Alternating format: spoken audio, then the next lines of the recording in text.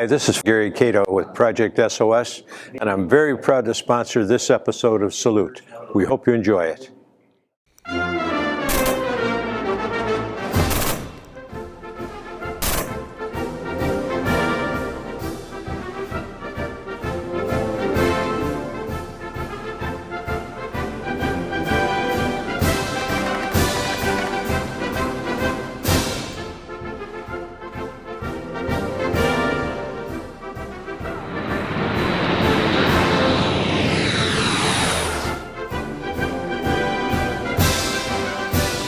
Hello, welcome to Central Florida Salute YouTube. I'm Bob Peters, your host, and I have a good friend of mine who also appears on the radio with me in 1410 to Q. We got to get a plug out there for James Radio Station.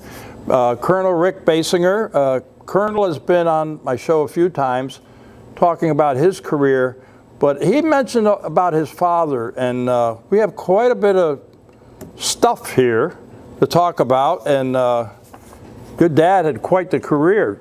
Rick. I'm going to read a little bit about him. His name was Robert Bob James Baysinger. He was United States Army Corps of Engineers, highest rank technical 5th grade.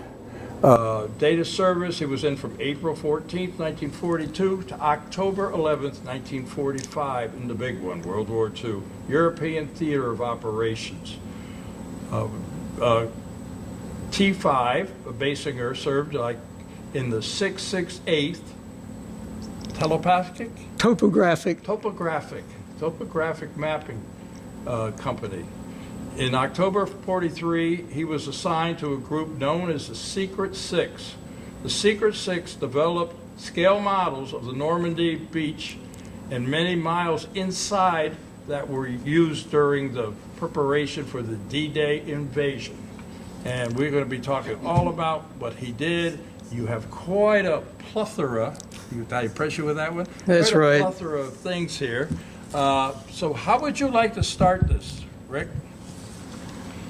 Where do you want to go first? Well, I thought I'd just start with how I got interested in these pictures and how I found them. Later on, we'll talk about, you see you got a helmet and stuff. We'll talk about that later. Okay? Right. I'm just going to talk about a little bit about how I found these pictures.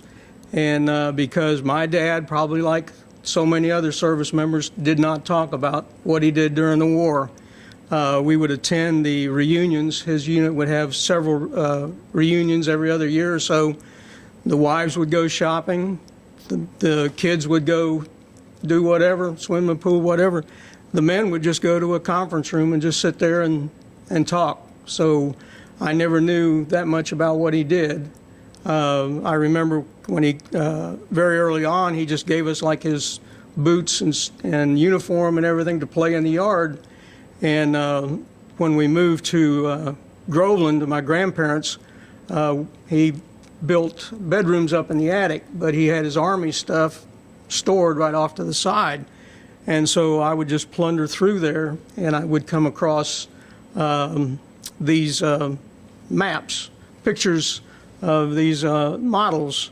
But first I just want to say that I'm really a history guy, primarily Civil War type things, not North and South, just how they fought it and what they did. I'm not a World War II experienced historian or anything like that. This is probably my main focus about World War II. And like I was saying, I lost my dad before I was smart enough to ask questions about what they did. And also, when we get into the pictures, I don't know French, I don't know German, so if I mispronounce, Why are you here then? if I mispronounce the names of the towns that we talk about, just just kind of shrug it off. I know you do a great job. Yeah, we already talked about introduction. My dad. He went to, like we said, Fort Meade, Maryland, and the 668th, they had a motor section, an administrative section, supply, kitchen. They also had a survey platoon, which we'll talk a little bit about. Primarily, we're going to talk about is the photo mapping platoon, and they also had a reproduction. They went to war on the Empress of Russia, a 1913 English coal-burning prisoner of war transport is how he got to England. They went to England, Norton Manor in Taunton, England, and that's where they spent most of their time when they got overseas. But first thing I want to talk about is the training they got at Fort Meade.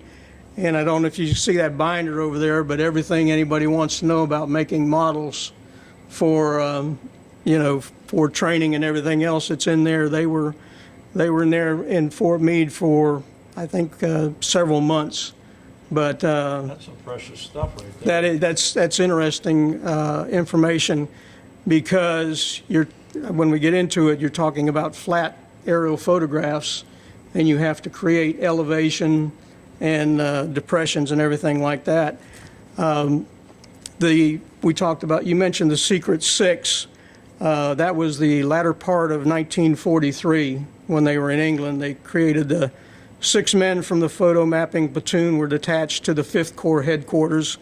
Nobody knew where they were, what they were doing.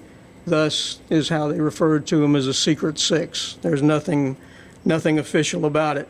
They were later added 2 other people from the 5th Corps headquarters, and a couple other men joined them, but primarily they were the Secret Six. They immediately went behind locked doors, and they were working on a project that is classified Bigot. Now, anybody who's read any World War II stuff has probably seen Bigot and wondered what in the world that stands for. Well, it actually was a classification that Churchill came up with, and it stood for the British invasion of German-occupied territory. And he came up with that before the Americans got involved. Anyone who was working on Project Bigot could not leave the island of England during the entire war, except for Churchill. He said that he could leave. And it wasn't until after D-Day, really, that people knew what these guys had been doing all the time. The projects that we'll talk about are actually terrain models. They're in panels that are probably about 2.5 feet by 2.5 feet. And they created a 38-panel terrain model to the scale of 1 to 25,000. That's the most that's the most detailed one. They had a 5-panel model that was 1 to 50,000, a little less detail.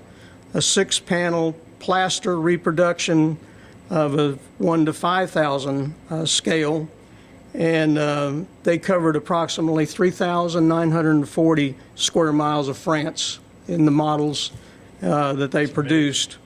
And on the 11th of November 1943, they also received a rush order, the remainder of the platoon, to create the models for Slapton Shores. If anybody's historian, that was where they had Operation Duck, which was the rehearsal for D-Day that the Germans actually attacked while they were conducting the training and killed a number of people.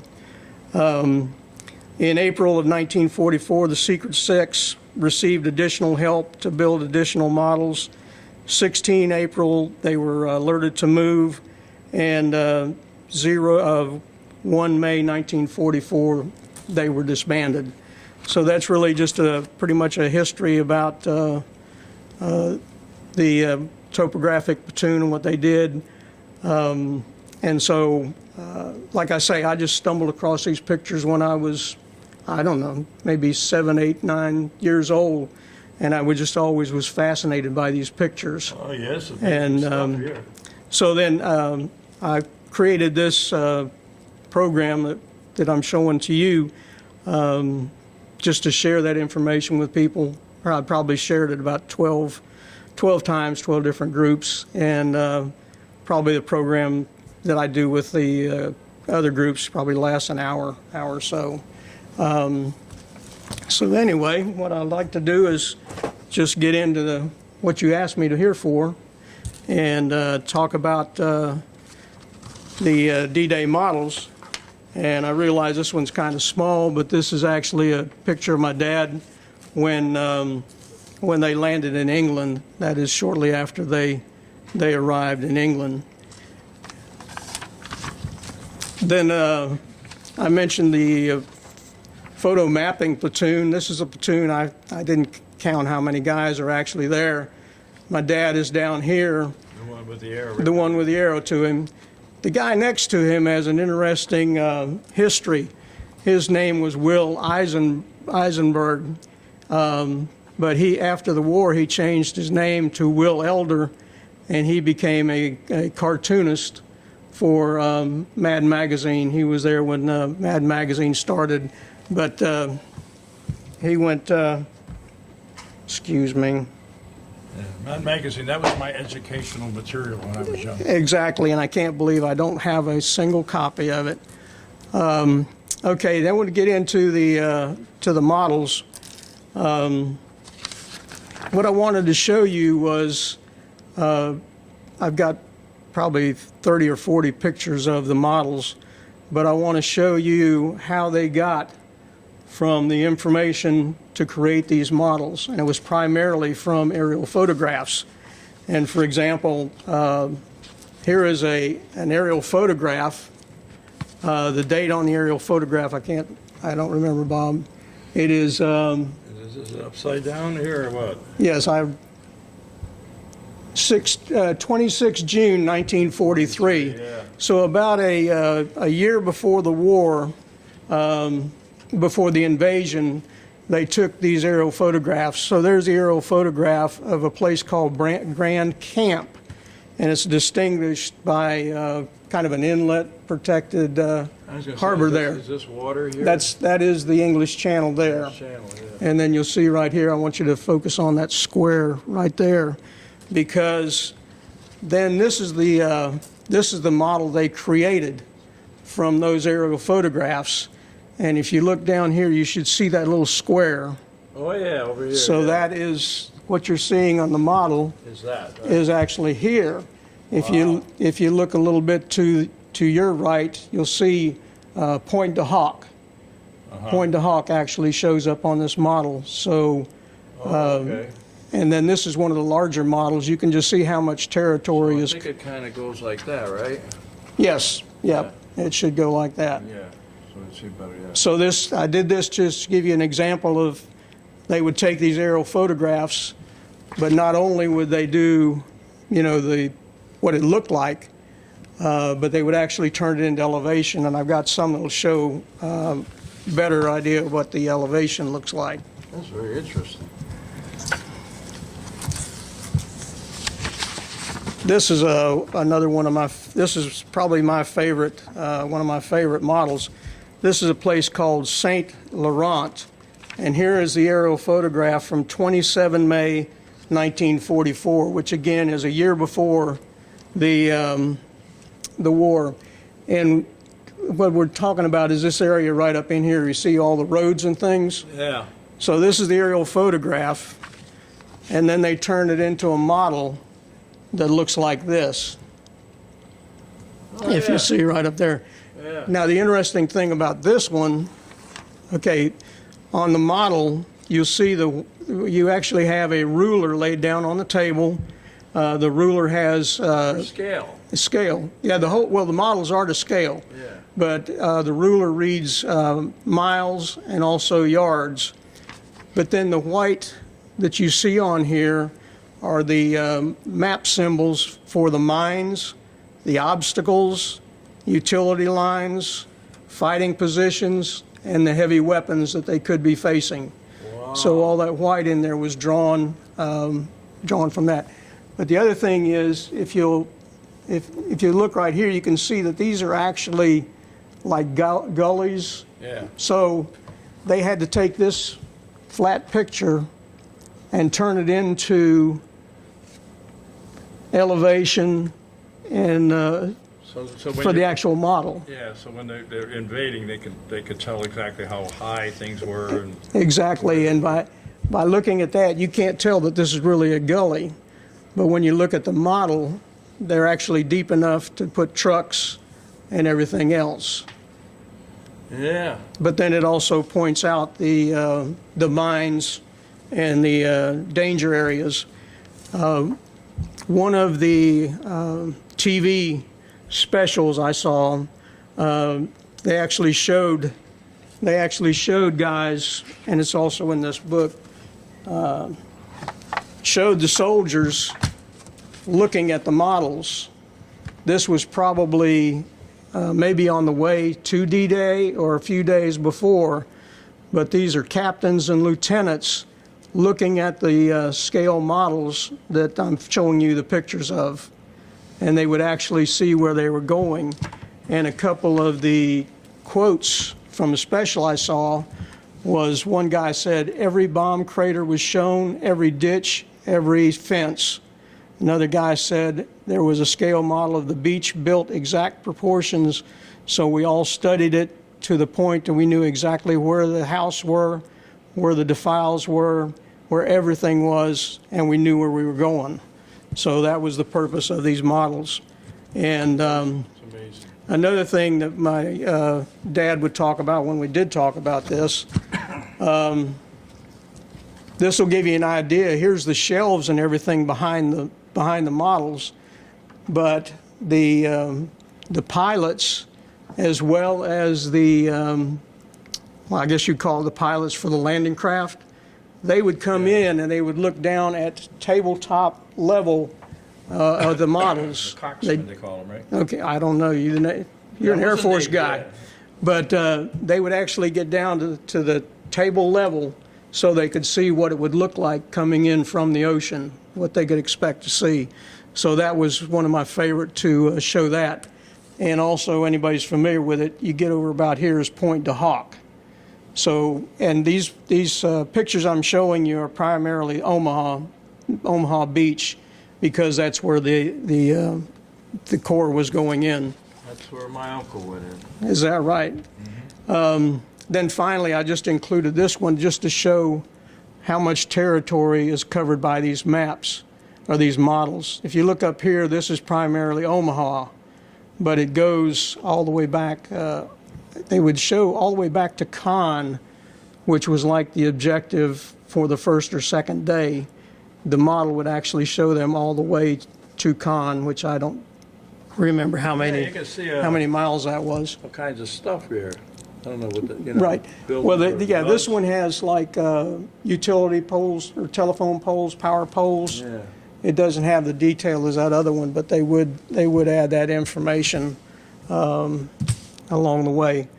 But I have, I don't know, maybe 50 or 60 pictures of models, but these are the ones that I wanted to show because I think they show the most about, the detail in them, as well as the use of the aerial photographs, turning them into the models. D-Day could never, ever be repeated, and what your dad and those men did was tremendous, to help our troops when they landed there. And, you read about the history of D-Day, you hear about the phony army that they had with the tanks that were made out of foam rubber to fool the Germans, and the cliffs they had to climb. It's such an amazing part of our history, American history. And that every time I look at D-Day, I'm fascinated just how in the world do you put all that together? Yeah, I don't know. That is something. Yeah. Thank goodness I was never a logistics guy, but I could not have handled how many meals you're going to need, when you need additional ammo, and all that kind of stuff. Mm-hmm. So, and that's why I was so happy that you are interviewing me for this, so that there is a record of it. I have. You know what? Don't thank me, because I want to thank you, because you and I both, we work together on the radio and everything. We both are into history, and this is a beautiful opportunity for Central Florida Salute to hear what your dad did and save history. So it's an exactly honor to be doing this. Okay, we're even. All right. And I dug this out, and like I say, if anybody wanted to dig through everything in that folder, you could find out how to do this. But this is, well, it's a viewer that they would use. They would take two aerial photographs and lay them down, but they would use that device along with other measures to create the elevation, to turn that aerial photograph into a valley, to a hill, and that. That's amazing. And That's amazing. After all these years, you have this. Wow. Yep.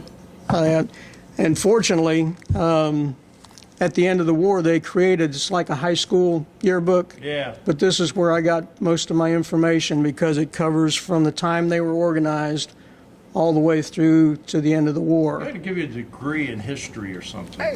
Honorary degree. But anyway, what the unit did was, okay, another thing I wanted to add was they went in about 9 days after D-Day.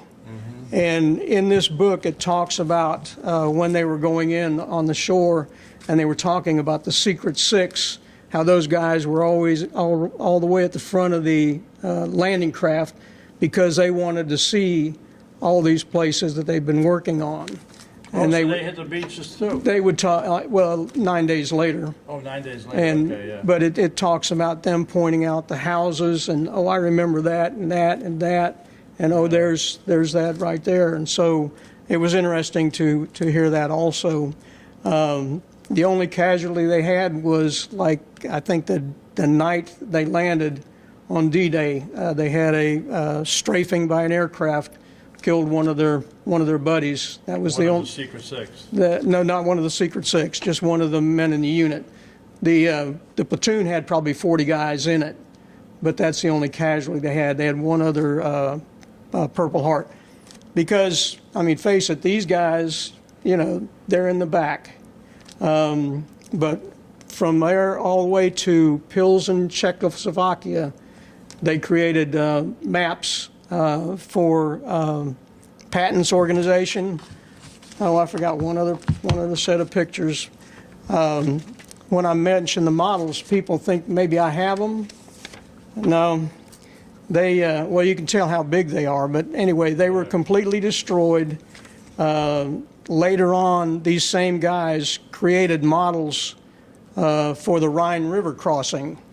So they did the entire Rhine River, created models, and that's a picture of them tearing them up, burning them after they were used for issuing the orders. Boy, that'd be great in a museum, wouldn't it? So that's the same thing that happened to to those beautiful models that we're talking about right there. Yeah. And then also over there is just a Fifth Corps, kind of like a history book of the entire Fifth Corps, and it mentions the 668th and what they did in there. And You see, you have a couple of things you brought here too. A German, that German helmet. That's yep.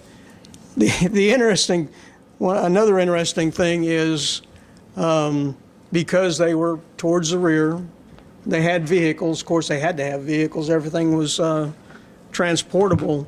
They had no problem with collecting stuff and sending it back home.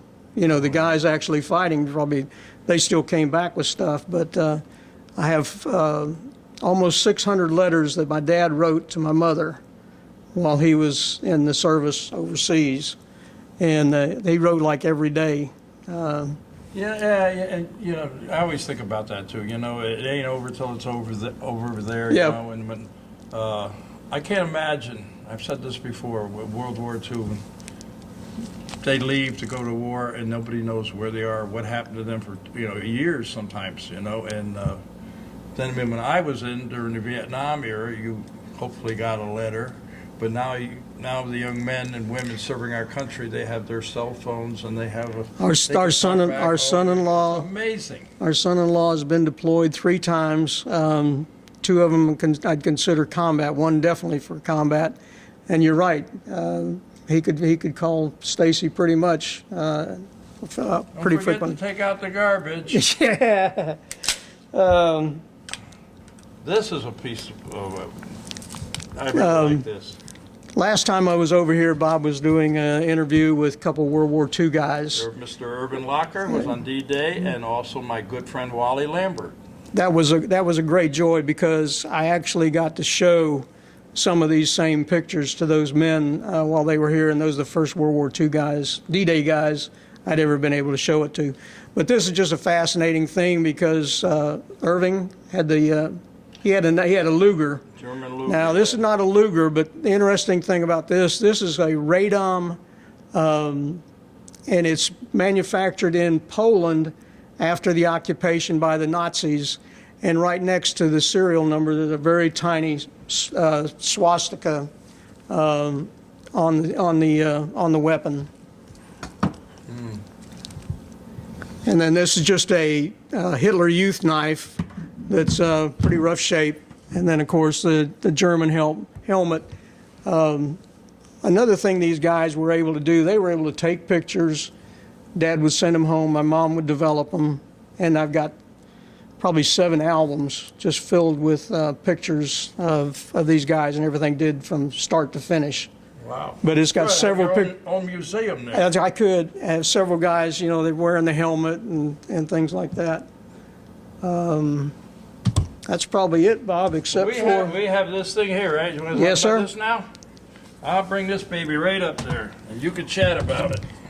This is just an example of, like I told you, I've showed you the models I made. That was only, 6 guys that did the work on the models, but their main function was primarily providing maps for the unit as they moved forward. And I used to have a number of maps they actually produced, but these guys would take aerial photographs, create the maps.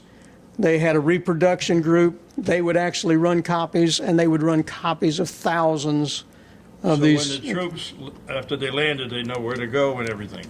And they always had to be a step ahead. Yeah. They did get within small arms range of the Battle of the Bulge, but I think that was by accident. So they pulled them back. But they always were, looking for buildings and stuff to set up. So they didn't have it, as hard, naturally as hard as the infantry guys. Nobody has it as bad as those guys. But they provided a function to successful completion of the war. Yeah, that was a very important part of what the war. And then over there on the easel are two of my favorite things. Well, really the top one. The top one is a drawing of the disassembly of an M1 carbine, and that was the weapon that my dad carried. But they also provided instructional information for the troops for training, such as assembly, disassembly. I think that's a 30 cal underneath it, but they would do signs. They would do whatever was required to support the troops. Yeah, the M1, they use that in Korea too, a lot in Right. Korea. Oh, I thought it was a great weapon. Yeah. Well, I thank you for coming on, and I think we probably could talk a lot more about what transpired. You got a comic book there or something? Well, that was, I'm sorry. We were talking about Will Elder, the guy that went with Mad Magazine. This may be one of his first magazines. It's October 1946, but he created his first comic strip was called Rufus Debris, and he was a garbage collector. But in the debris, yeah, that makes sense. And so, but in the comic strip, it's kind of like he thinks he's Don Quixote. And so you see this garbage guy, and all of a sudden he turns into Don Quixote, except he's wearing a garbage can and a garbage lid for his helmet. But this may be the first strip that this Will Elder did before he went on to become the Cartoonist Hall of Fame. 10 cents. I'll give you a quarter for it. Nope. But you're right, I've got a bunch of stuff, and who knows what it's worth. But just to have the opportunity to show it, and already had somebody come in today to watch this. He's asked me to do a program at his organization. Pembroke. Those guys follow me everywhere. Oh, is that right? Yeah. But I mean, it's a great presentation, very educational. I'm glad you came, my friend. Of course, I'm always glad to see you. But I'm glad to see you too. I'm sorry. is that coming from the heart? Anyway, You got your family is quite a family. These are your brothers, I gather, here? I have one James? brother, and the other one's me. Well, yeah, okay, there's two here, yeah. There's James, and it's your brother. He served in the Navy. And you, of course, you were in the Florida National Guard. And you have other family members who's serving in the Guard. Yes, I and do. what have you. One other interesting thing. My dad, of course, probably like most World War II guys, they served. They didn't think their son should have to serve. You know, they went through all this. And so thankfully my brother and I ended up serving anyway. But my dad, I don't often use the word hate. He hated officers. And what I found out was the time they were in England, I can't imagine having all those soldiers in England, but they would go to these USO shows. Yeah. And they would bring in all these stars and everything. And one thing my dad and his buddy Leo liked to do was go to these USO shows, but they would have to run to eat and then run down there and get in line. But the first rows were always empty. And so just before the show, all the officers would come in. So, but that's the other thing my dad, he took advantage of it. They sightseed all over England, and even when he was in basic training. I have some photographs from a Bob Hope show when I was overseas. I did not get close enough to take the photos. I had a friend of mine who did. I was like the third story in a barracks or something looking down. Well, you see, if you'd have been an officer, you could have been there on the front. Yeah, well. Anyway, I'm happy that my brother and I both served, and thankful for what my dad did, and I just think it's a unique thing that he did. Oh yeah, that is unique, and it in a way saved a lot of lives because now we know what we're looking at when we go in. So that was a very important part, and I want to thank you for coming. And I think we're going to wrap it up. Right. Well, now there's a record of it. That's the big thing is. Yeah, well, you know what? It's in video. There may be other people that might want you to put on this presentation. So, but I don't think you want to give out your name, but they can always call me or Call something. Bob. Yeah, call Bob. My booking agent. Yeah, booking it. I get 10%. Anyway, Rick, Colonel, thank you, brother. Time to say goodbye, and you know how we do this. Roger You've that. done it before. I have done that before. To all our veterans out there, active military and their families, we salute you for all you do. Till next time.